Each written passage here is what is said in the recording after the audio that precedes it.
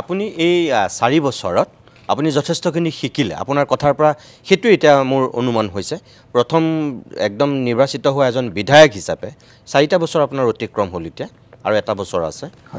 গতিকে আপুনি এই 4 বছৰত যিখিনি শিকিলে বুজিলে আপুনি অভিজ্ঞ হৈছে আপোনাৰ কথা বতৰাত আমি বিধানসভাত দিয়া সেই ডিবেটত আমি গম পাইছো কিন্তু একেটা সময়তে এজন মানুহৰ কাৰণে উৎসাহ ভাল কিন্তু কেতিয়াবা অত্যুৎসাহ বেয়া আত্মবিশ্বাস ভাল কিন্তু অহংকাৰ বেয়া এটা আপোনাৰ ক্ষেত্ৰত কুৰবাত উৎসাহতকৈ অত্যুৎসাহ হৈছে নেকি আত্মবিশ্বাসত কুৰবাত অহংকাৰ হৈছে নেকি মই কথাটো খোলাকে কৰিছো আপোনাক ধৰক কোনো নকয় কাৰণে আপুনি কৈ আপুনি ধৰক কয় কেনেকে আপুনি পঢ়া-শুনা কৰি আহে বহুত বিধায়কে এইবোৰ নপঢ়ে হেকাৰণে একো ক'ব নোৱাৰে আপুনি পঢ়ে আপুনি কষ্ট কৰে আপোনাক মই টকচলে বিচাৰো আপোনাক আপুনি নাহে সদায় মই কও আপুনি টকচলে মোক মাতে মই কও যে পঢ়িব লাগে কাৰণ আপুনি কাটি খাই দিয়ে মই বুজি পাওঁ সেইটো মই স্বীকাৰ কৰোঁ মই হেতুকে ক'লো আপুনি পঢ়া-শুনা কৰি পেলাই আহে হেখিনি ঠিকে আছে আপুনি সেই কাৰণে নিজকে এজন বাকপটু বুদ্ধিমান আৰু কম সময়তে আপুনি এজন মানে জনপ্ৰিয় ৰাজনীতিক হৈ গৈছে কিন্তু মই কৈছো যে কেতিয়াবা সেই জনপ্ৰিয়তাটো মানুহৰ কাৰণে কাল হয় সেই আত্মবিশ্বাসটো মানুহক কেতিয়াবা অহংকাৰী কৰি তোলে এটা যেনেকৈ আপুনি ক'লে বড়ো লেণ্ডলৈ গৈ আপোনাৰ যিটো অনুভৱ হ'ল বিটিয়ে দিলে গৈ যে বড়োসকলে ইমান দিনে কেতিয়াও বিধানসভা চোৱাই নাছিল আপুনি যোৱাৰ পৰাহে চাইছে বুলি ক'লে এইটো আপোনাৰ কাৰণে উৎসাহজনক প্ৰেৰণাদায়ক কিন্তু আনফালেদি যদি আপুনি হেতুকে একেবাৰে 100% শুদ্ধ বুলি ভাবি লৈছে এটো মস্ত অহংকাৰৰ কথা এটা হ'ব বিধানসভা তেওঁলোকে চোৱাই নাছিল এটো কথা মানিবলৈ টান লাগিব মোক মানে চৰকাৰী পক্ষবিলাকে সদায় মানে চেষ্টা কৰে সদায় কৈ থাকে তাত এই তই বেছি কৰ হ্যাঁ তই বহুত অহংকাৰী তই বেলেগৰ কথা নুশুন কিন্তু মোৰ কনচেন্ট্ৰেশনটো এটাই মই যি কামৰ কাৰণে এই বিধানসভালৈ আহিছো এই কামটো মই হাসিল কৰিনে না মই আপোনাক যোগ দি দিছো আপুনি যিটো ক'লে মই একদম শুদ্ধ কথা কৈছে মই আপোনাক যোগ দিছো আপুনি যিটো কথা ক'লে যে চৰকাৰী পক্ষই কয় কিন্তু মই আপোনাক কৈ দিছো আপুনি জানে নে নাজানে নাজানো বিৰোধী পক্ষৰো বহুতে কয় যে আপুনি কেতিয়াবা মানে আপুনি অলপ তেওঁলোককো অসন্তুষ্ট কৰি দিয়ে মানে মই কোনটো কথা কৈছো যে বিধানসভাখনত আপুনি ঠিকই কৈছে যে আপুনি যেটো উদ্দেশ্যত আহিছে আপুনি হেতু ফুলফিল কৰিবলৈ চেষ্টা কৰে কিন্তু বিধানসভাখনৰ এটা কাৰ্যপ্ৰণালী আছে এটা নীতি নিয়ম আছে এটা ব্যৱস্থাৰ মাজত চলে আপুনি বুলে সেই ব্যৱস্থাটোক একেবাৰে মানিবই নিবিচাৰে যেটো কাৰণে অধ্যক্ষই আপোনাক দিনটো 3-4 বাৰলৈকে আপোনাক উলিয়াবলগীয়া হৈ যায় কাৰণ আপুনি এটো সেশনতেই নহয় ইয়াৰ আগৰ সেশনতো আপুনি যিমান বহিষ্কাৰ হয় কোনোটো বহিষ্কাৰ নহয় আৰু আপুনি হেতু লাইমলাইটত আপুনি থাকিব বিচাৰে বা আপুনি হেখিনি হলস্থুল কৰে আপুনি নীতি নিয়ম একো মানিবই নিবিচাৰে বুলে যেটো কাৰণে আপোনাক বাধ্য হৈ পেলাই উলিয়াই দিয়ে আৰু আহি পেলাই আপুনি গদা ঘুৰাই পুৰা বাহিৰত যে আপোনাক অন্যায় কৰিলে বুলি 2 নম্বৰ কথা আৰু আপুনি এনেকুৱাটা স্থিতি এই কাৰণে লয় বুলে যাতে সেই স্থিতিটো কংগ্ৰেছে ল'ব নোৱাৰে আপোনাক কেন্দ্ৰ কৰি চলি থাকক মই আপোনাক এটা কথা কৈছো আপুনি কংগ্ৰেছৰ লগত তুলনা কৰিলে কাৰণে মই কৈ দিছো মই এজন বিধায়ক মাত্ৰ 2 মিনিট বা 2.5 মিনিট সময় পাওঁ কংগ্ৰেছৰ 26 জন আছিল এতিয়া সাগে 19 জন মান আছে 19 জন বিধায়ক গতিকে 2 মিনিটকে পালেও কিমান মিনিট পালে দেখিলে 40 মিনিট মান পাই গল হয়নে এআইডিএফৰ 16 জন বিধায়ক তেওঁলোকো 32 মিনিট মান পাই গল সিপিআইএমৰ এজন বিধায়ক তেখেতো এজন বিধায়ক এতে এই 2 মিনিটৰ ভিতৰত মই মোৰ লক্ষ্যটো পূৰণ কৰিবৰ কাৰণে মই বাক্যটো লিখি লৈ 3 বাৰ মান প্ৰেক্টিস কৰিলো আৰু যি সময়ত সেই বাক্যটো মই সেই ঠাইত উত্থাপন কৰিব লাগে হেতু সময়ৰ কাৰণে মই অনবৰতে যেনেকৈ অৰ্জুনে অকলে এইটোহে দেখা পায় চৰাই চকুটো মই তালে ৰৈ থাকো বেলেগ কোনে কি কৈছে কোনে মোক গালি পাৰিছে কোনে মোক কি কৈছে এফালে পিজু সাজয়কে মোক কিমান গালি পাৰিছে মানৱ ডেকাই কিমান গালি পাৰিছে দিগন্ত কলিতাই কিমান গালি পাৰিছে সুশান্ত কি কয় বৰগুহাই মোক কি চুৰিছে ৰূপজ্যোতি কুৰ্মীয়ে কি চুৰিছে এটো মোৰ ভাবিবৰ কাৰণে তাত কোনো ধৰণৰ মোৰ অৱকাশ নাই কাৰণ মই একদম কম হৈ পাওঁ 2 নম্বৰ বিৰোধী পক্ষৰ কথাটো মই বহুত চেষ্টা কৰি আছো বহুত চেষ্টা মানে প্ৰথম দিনটোৰ পৰা যে আমি বিৰোধী পক্ষৰ বিধায়ক বিলাকে ফ্লোৰ কোঅৰ্ডিনেশন এটা কৰি ইস্যুজ বিলাক একেলগতে ধৰিব লাগে কিন্তু মই ক'বলৈ বেয়া এতিয়া আমি ঐক্যমঞ্চত আছো মই ক'বলৈ বেয়া যে হেতুত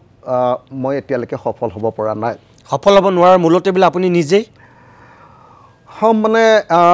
সাগে মানে তেনেকে ক'ব পাৰে আপুনি তেনেকে ক'ব পাৰে তাৰ মানে মোৰ যেটো চিন্তাধাৰা বা মই যি ধৰণে মানে আপোনাক মই এটা উদাহৰণ দি দিলে ধৰিব পাৰিব এইটো মানে ধৰক যোৱা 4 বাৰ মই এতিয়ালৈকে এমএলএ হোৱাৰ পাছত 4 বাৰ ৰাজ্যপালে আমাৰ বিধানসভাত ভাষণ দিছে ৰাজ্যপালৰ ভাষণৰ সময়ত সদায় চৰকাৰী পক্ষই মানে আমাৰ বিৰোধী পক্ষক অনুৰোধ কৰে যে ৰাজ্যপালৰ ভাষণটোত কোনেও হুলস্থুল কৰিব নালাগে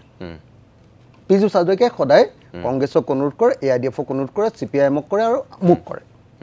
এবাৰো কৰিছে আৰু সদায় মই তেওঁৰ অনুৰোধটো নাৰাখো সদায় মই পুনে পুনে কৈ দিওঁ যে মই কোনো পধ্যে অনুৰোধ নাৰাখো তোমাৰ মোৰ পাৰ্টি বেলেগ তোমাৰ পাৰ্টি বেলেগ তুমি যি কৈছা শুনিলো মই তোমাৰ কথা নামানো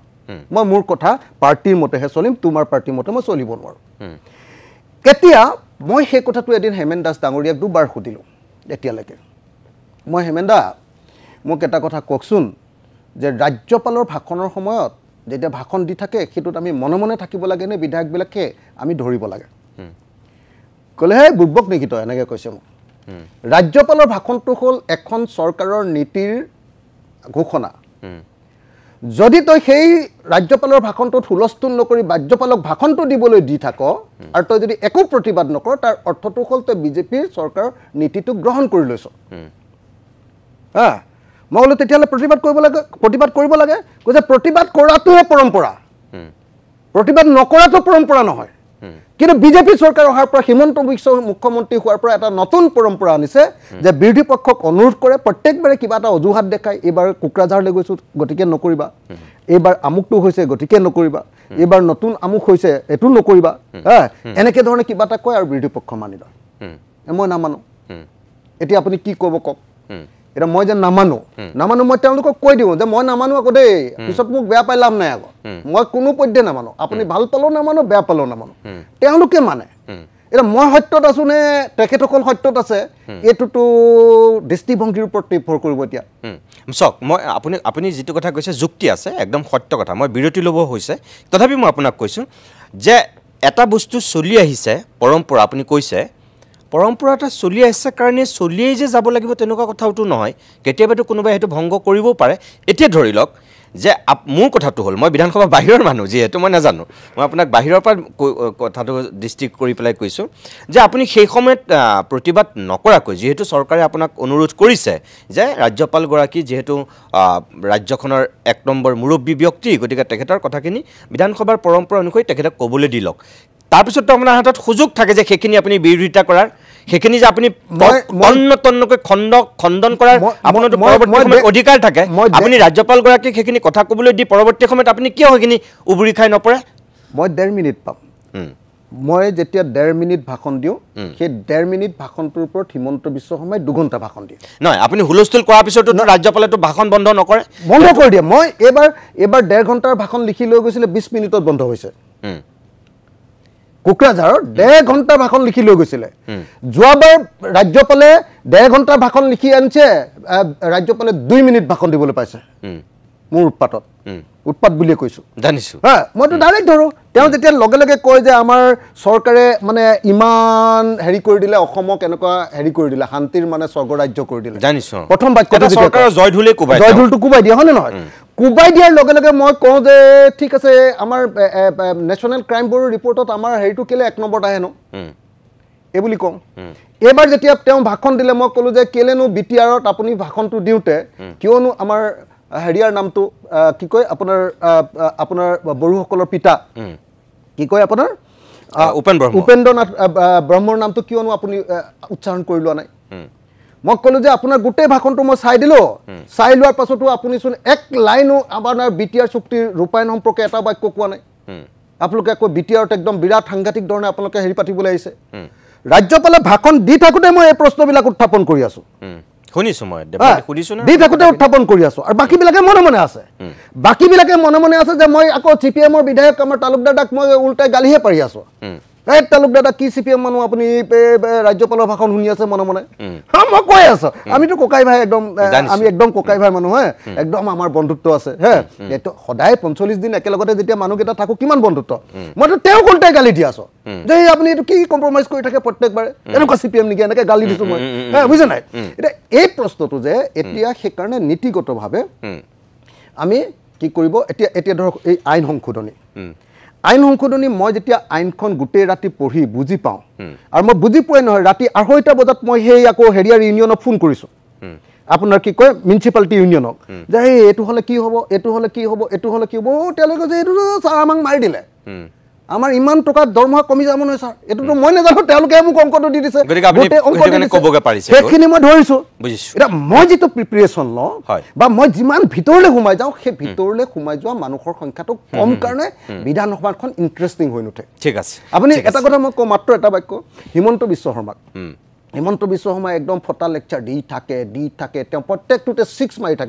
থাকে আমাৰ সব বিৰোধীবিলাকে মনে মনে থাকে মই এটা বাক্য কৈ তেওঁ এনেকুৱা মাথা গৰম কৰি দিওঁ যে তেওঁ সেইটো কথা নকৈ বেলেগ এটা কথা ক'বলৈ লাগি যায় এই গালি গুলা কিবা কিবি কৰে তেওঁ হেৰিয়াৰটো তেওঁ নাথাকে কেইটা কথা বুজিছে নাই মইতো তেওঁ ডাইভাৰ্ট কৰি দিওঁ আৰু এইটো মোৰ কল বিৰোধী এজন হিচাপে যদি মই সেইটো নকৰোঁ মই বিধানসভাত গৈ শুই থাকিবলৈ আৰু মই সেইকাৰণে কৈ থাকোঁ কেতিয়াবা আজিকালি মই আপুনি হিমন্ত বিশ্ব শৰ্মাৰ কথা কৈছে কাৰণে মই আপোনাক এটা কথা কওঁ যে আপুনি হয় মুখ্যমন্ত্ৰীক আপুনি প্ৰায়ে ধৰে বা আপুনি বাকযুদ্ধত লিপ্ত হয় আৰু তেখেতেও আপোনাকেই মোটামুটি আক্ৰমণৰ লক্ষ্য কৰি লয় কিন্তু কেতিয়াবা আপোনাৰ স্থিতিটো অলপ গণ্ডগোলীয়া হয় নেকি খেন্দুক দেখি ৰান্ধো বাহু খেন্দুক দেখি দুৱাৰ মাৰো এনেকুৱা এটা স্থিতি হয় নেকি মই কিয় কৈছোঁ মানে কোনটোত মই আপোনাক কৈ দিছোঁ এতিয়া স্পেচিফিক কৈছোঁ আপোনাক সেইদিনাখন যেতিয়া APSCৰ কেলেংকাৰীক লৈ মুখ্যমন্ত্ৰীয়ে একদম বিৰোধীক তোলা ধুনা দিছে আপোনাকো দিছে কংগ্ৰেছকো দিছে সেইদিনাখন আপোনালোকে যথেষ্টখিনি সক্ৰিয় ভূমিকা লৈছে কিন্তু তাৰ মাজত এটা কথাত মই আচৰিত পালোঁ যেতিয়া মুখ্যমন্ত্ৰী হিমন্ত বিশ্ব শৰ্মাই 2008 চনৰ পৰা গোটেই কংগ্ৰেছক ধুই চেছ কৰি দিছে যে মই তেওঁ হতবাক হৈছে কংগ্ৰেছৰ শাসনৰ সেই অৱস্থাটো দেখি তেতিয়া মই তেতিয়া কংগ্ৰেছৰ বিধায়কবিলাকক কৈ আছো এই আপোনালোকে কি কৰিছে উঠক কেনেকৈ কি কৈ আছে মানে মই নাজানো কিন্তু মই বাহিৰৰ পৰা যিটো দেখিছো মই দেখি মই হতবাক যে যিজন ছুপাৰ CM সেই সময়ত 2001 চনত 2006 চনত চৰকাৰ অনাত যিজন আটাইতকৈ হৰ্তাকৰ্তা বিধাতা আৰু 2008 চনত তেওঁ কংগ্ৰেছ চৰকাৰৰ সেই ভ্ৰষ্টাচাৰ দুৰ্নীতি এতিয়া দেখি মনত পেলাই তেওঁ আধা পাগল হৈ গৈছে হতবাক হৈ গৈছে আৰু সেই সময়ত গোটেই সোপাই মুখত চেলুটেপ মাৰি মুখ্যমন্ত্ৰীৰ সেই বক্তব্য শুনি আছে আৰু সেই শুনি থকাৰ ভিতৰত আপুনিও অন্যতম কিয় আপুনি মুখ্যমন্ত্ৰী কিয় তেতিয়া ক'ব নোৱাৰিলে যে 2008 চনত চৰকাৰ কোনে চলাইছিলে আপুনি কেলে নক'লে আপুনিতো কোৱা শুনা নুশুনিলে মানে আপোনাক মই এটা কথা কওঁ সেইদিনাই মোৰ আটাইতকৈ ক্লাছিক বাক্যকেইটা সেইদিনাই মই থ্ৰ' কৰিছোঁ যে মুখ্যমন্ত্ৰী ডাঙৰীয়া আপুনি অসমৰ আটাইতকৈ 2 নম্বৰী মানুহ হয়নে নহয় কৈছে আপুনি মিছা কথাৰ সদাগৰ সব কৈছে আপুনি মিছা কথাৰ সদাগৰ মই কৈছোঁ যে মুখ্যমন্ত্ৰী ডাঙৰীয়া আপুনি হেৰি কি কয় এইটো আচল যিটো বাক্য ক'লো আপুনিতো আপোনাৰ কোৰ্টৰ পৰাই হেৰি নাইকিয়া কৰি দিয়ে চাৰ্জশ্বিট নাইকিয়া কৰি দিয়ে মালে নাইকিয়া কৰি দিয়ে এনেকৈ কৈছোঁ মুখ্যমন্ত্ৰী একদম অবাক হৈ ৰৈ গৈছে মানে ৰৈ গৈছে ৰৈ গৈ তাৰপিছত মোক আক্ৰমণ কৰা বাদ দি মোক বেলেগ ধৰণে আক্ৰমণ কৰিব খুজিছিলে তেওঁ মোক আক্ৰমণ কৰা বাদ দি কংগ্ৰেছক আক্ৰমণ কৰিছে মই কংগ্ৰেছৰ MLA বিলাকক চিঞৰি আছো যে আপোনালোকে কি কৰিছে ইমান গালি পাৰিছে নামাতে কিয় মই গালি দিছোঁ মোক কৈছে লিডাৰ অফ দ্য অপজিশ্যনে যদি আমাক নকয় কি কৰিম আমাক মনে মনে থাকিব দিছে আমি কি কৰিম মই গালি দিছোঁ মানে একদম মই উত্তেজনাত ৰৈ থাকিব পৰা নাই মোকতো দেখুৱাই নাথাকে মোৰতো মাতটোহে আপোনালোকে শুনে দেখিছে চাগে মোকতো নেদেখুৱাই মই চিঞৰি আছোঁ আপোনালোকে মাতক মই AIDFক চিঞৰিছোঁ মই CPIMক চিঞৰিছোঁ এই মাতক না আৰু মই ইমান চিঞৰোঁ যে মোক কিমানবাৰ এক্সপেল কৰে আপুনি নিজে দেখিছে এতিয়ালৈকে বিধানসভা কিন্তু মই যিটো মই নিৰ্দিষ্ট কথা কৈছোঁ সেই সময়ত কিন্তু আপুনিও মতা নাই মই সঁচাকৈ গোটেই ভাষণটোৰ মাজত সেই সময়খিনিতে মই মতা নাছিলোঁ আৰু সেই সময়খিনিত মতাৰ দায়িত্বটো আছিলে আচলতে কংগ্ৰেছৰ সেইটোতো হয় কংগ্ৰেছত মই হ'লেতো কংগ্ৰেছত সেইদিনা যদি মই তেনেকৈ গালি খালোহেঁতেন মই সেইদিনাই ৰিজাইন দিলোহেঁতেন কংগ্ৰেছৰ পৰা কিন্তু আপুনি কংগ্ৰেছত নথকাৰ পিছতো আপুনি কংগ্ৰেছৰ লগত মিত্ৰতাত আছেতো বাহিৰত যিমান আগৰখিনিতো মই ছেফগাৰ্ড দি আছিলোঁ কিন্তু প্ৰত্যেকটো কথাত ময়ে ছেফগাৰ্ড দি থাকিম মই প্ৰত্যেক দিনা খেদাই খাই থাকিম নেকি আৰু খেদা খাই থাকিলেও আপুনি মোক উচ্ছৃংখল বুলি ক'ব নৈৰাজ্যবাদী বুলি ক'ব অথনিৰ পৰা মোকতো আপুনি সেইখিনিয়ে গালি পাৰি আছে এতিয়া ৰাইজৰ কথাখিনিহে কৈছোঁ আৰু হয়তো আপুনি চাগে মই যে ক'লোঁ খেন্দুক দেখি ৰান্ধো বাহু খেন্দুক দেখি দুৱাৰ মাৰো নীতি লয় কাৰণে আৰু তেতিয়া আপুনি সেইদিনাখনেই তাত হাঁহি পেলাই মুখ্যমন্ত্ৰীৰ এটা কথাত আপুনি কৈও দিলে যে আপুনি মই নাজানো বাৰু এইটো এনেকুৱা হ'ব পাৰে বুলি কৈ দিলে আৰু তাৰ কাৰণে চাগে মই মুখ্যমন্ত্ৰীক ক'লোঁ যে যদি সঁচাকৈ আপোনাৰ ইয়াত 2 নম্বৰী লিষ্ট নাই তেতিয়াহ'লে আপুনি এই গোটেই 2013 আৰু 2014ৰ গোটেই CCEটো আপুনি কেঞ্চেল কৰক মুখ্যমন্ত্ৰীক এইটো শুনিছো মই কৈছোঁ যে আপোনাৰ লিষ্ট আছে, আপুনি আটাইতকৈ বেছিকৈ লিষ্ট দিছে আৰু সেইকাৰণে আপুনি এইটো কেঞ্চেল কৰিব নোৱাৰে। মুখ্যমন্ত্ৰীয়ে একদম উপায় নাপায় কি কৈছে, কেঞ্চেল নকৰোঁ বুলি ক'বৰ কাৰণে কিমান তেওঁ পাক দিবলগীয়া হৈছে দেখিছে নাই, কিমান পাক দিবলগীয়া হৈছে। তেওঁকতো সেইদিনা আচলতে উন্মুক্ত কৰি দিছোঁ, যাক একেবাৰে হেৰি লেংগুৱেজ ক'লে উলংঘ কৰি দিছোঁ। তেওঁৰ কৰাপশ্যন, তেওঁ কিমান অসমৰ আটাইতকৈ 2 নম্বৰী মানুহ, মানে সঁচা সঁচি কথা ক'বলৈ গ'লেতো ভাল মানুহ হ'লেতো ৰাতি টোপনি নাহিব তেওঁ, মই যেনেকৈ ধৰিছোঁ। ঠিক আছে।